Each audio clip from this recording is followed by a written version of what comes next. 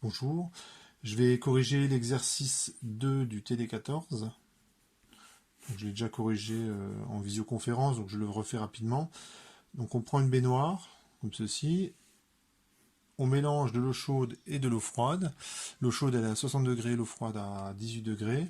Et on voudrait un bain à 32 degrés. C'est pas un bain très chaud. Mais bon, on arrive quand même à rentrer dedans. Donc c'est 18 degrés. Et l'eau chaude, elle est à 60 degrés.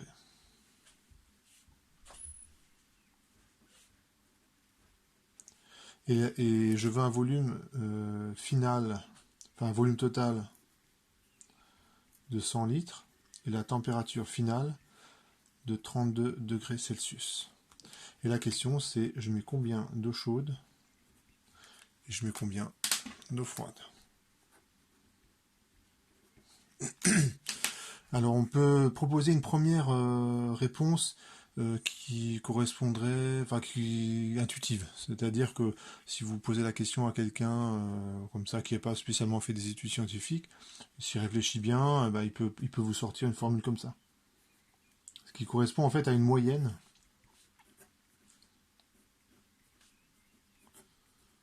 Bon, il se trouve que c'est le résultat auquel on va arriver à la fin.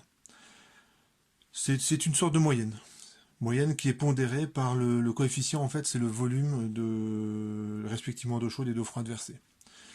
Cette formule, elle est vraie, mais il y a quand même des hypothèses derrière. C'est-à-dire que quand vous écrivez ça, vous avez bien réfléchi, mais vous n'avez pas fait de thermo, vous n'avez pas appliqué le premier principe. Il y a des hypothèses qui sont faites non dites, et c'est là que voilà, c'est vers là que je veux vous emmener. Hein, c'est de rendre ça un petit peu plus rigoureux en appliquant le premier principe.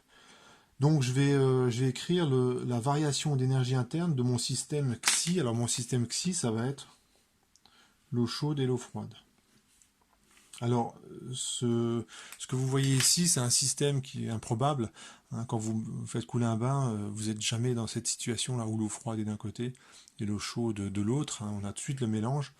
Donc il faut imaginer que ce que je vous représente là, c'est comme un état fictif. C'est-à-dire qu'on part d'un état initial où vous avez effectivement versé un certain volume d'eau froide, versé un certain volume d'eau chaude. On arrive à un état final où l'eau chaude, les deux se sont mélangés. Et il y a un état fictif, donc il y a un chemin qui est possible, hein, on pourrait même le réaliser expérimentalement en mettant une petite barrière, en versant précautionneusement chaque eau du côté de la barrière, j'enlève la barrière, je mélange. Donc, en fait, c'est pas très important. Pourquoi? Parce que l'énergie interne est une fonction d'état. Donc si je dois partir de là et je dois arriver là, le chemin réel, il est certainement... voilà, donc c'est certainement, imaginons un truc comme ça, hein, l'eau se mélange tout de suite.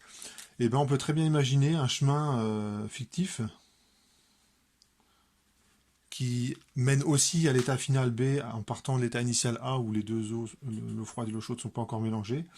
Et dans ce chemin-là, on peut très bien imaginer passer par cet état-là, où l'eau chaude et l'eau froide sont bien séparées. Et c'est pas du tout gênant, c'est pas du tout embêtant, parce que la variation de l'énergie interne ne dépend pas du chemin suivi, parce que U est une fonction d'état. D'accord? Donc ça c'est important quand même de le dire. Et j'applique une partie du premier principe, qui est comme ceci, et le travail des forces de pression, hein, parce qu'il n'y a que celui-là qui intervient, c'est zéro. Hein, la démonstration, c'est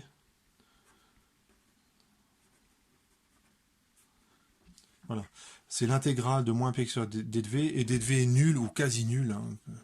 La variation de volume, elle est complètement négligeable. Et je vais faire une hypothèse qui est plus ou moins bien vérifiée, c'est que je néglige tous les transferts thermiques. Donc cette hypothèse, elle sera d'autant mieux vérifiée que vous avez fait couler rapidement votre bain. Hein, si vous avez fait couler votre bain en quelques minutes, sur quelques minutes, il y a quand même peu de transferts thermiques. Donc finalement, la variation d'énergie interne, elle est nulle. Là maintenant, je vais utiliser l'extensivité de l'énergie interne. Donc j'utilise des notations je pense évidente, hein, ça c'est la variation d'énergie interne de l'eau chaude, ça c'est la variation d'énergie interne de l'eau froide, et je détaille ce que ça vaut. Donc c'est C de l'eau chaude et de T entre la température de l'eau chaude et la température finale, plus l'intégrale de... Enfin la même chose pour l'eau froide, et ça fait 0.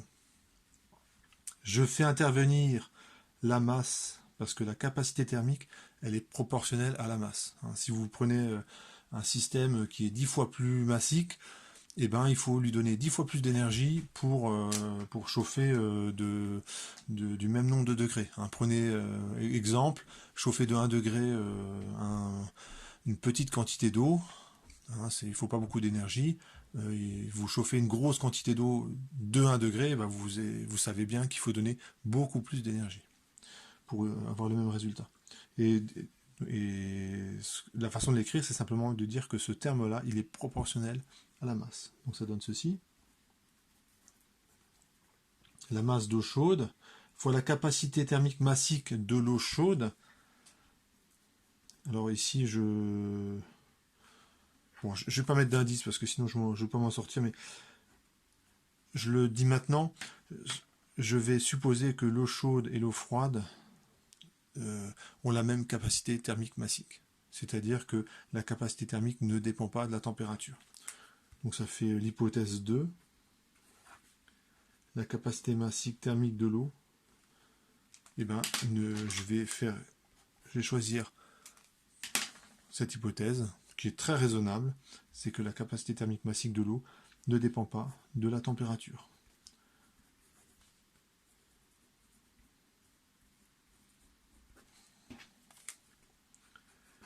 Et quand j'ai dit ça, ben, finalement, ce terme-là, je peux le passer devant. Je peux sortir de l'intégrale, pareil pour celui-là. Et du coup, j'ai une intégrale qui est vraiment triviale à calculer, et ça donne ceci.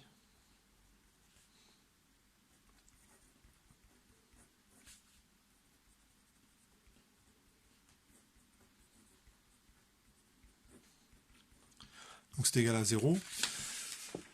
Et comme la capacité thermique c'est la même là et là, on a une simplification. Et on a la masse d'eau chaude fois TF moins TC, plus la masse d'eau froide TF moins... Alors T final moins T froid égale 0. Et là j'utilise, j'ai encore une autre hypothèse. Donc l'hypothèse 3, c'est que je vais supposer que la masse volumique de l'eau, elle ne dépend pas de la température. Donc je le note comme ça. Ce qui fait que, comme la masse volumique ne dépend pas de la température, je vais pouvoir faire une simplification supplémentaire, mais avant il faut que j'écrive que la masse, c'est la masse volumique fois le volume d'eau chaude. Donc ça, il faut absolument le faire, puisque quand vous regardez la question, on vous demande le volume qu'il faut verser. Donc il faut faire intervenir cette quantité. Voilà, donc je réécris l'équation. Évidemment, ça se simplifie. Pourquoi? Parce que ρ ne dépend pas de la température. Donc vous voyez, il y a quand même 3 hypothèses pour arriver à ce résultat. Et quand je suis arrivé là, j'ai mon résultat. C'est V2C plus V2F, donc c'est le volume total, fois TF. C'est égal à volume d'eau chaude, température d'eau chaude, plus volume d'eau froide, température d'eau froide. Et quand on fait l'application numérique, bon, je vais écrire le résultat, et puis ça achèvera l'exercice. Bon voilà, j'ai fait finalement pas mal de calculs. Là, j'ai détaillé un petit peu les calculs. Il faut utiliser bien sûr que VC2C plus V2F égale 100 litres. Donc on a deux inconnus de deux équations. Bon, les calculs, vous regardez. Et puis on a le résultat, c'est 33 litres et 67 litres. Voilà pour cet exercice.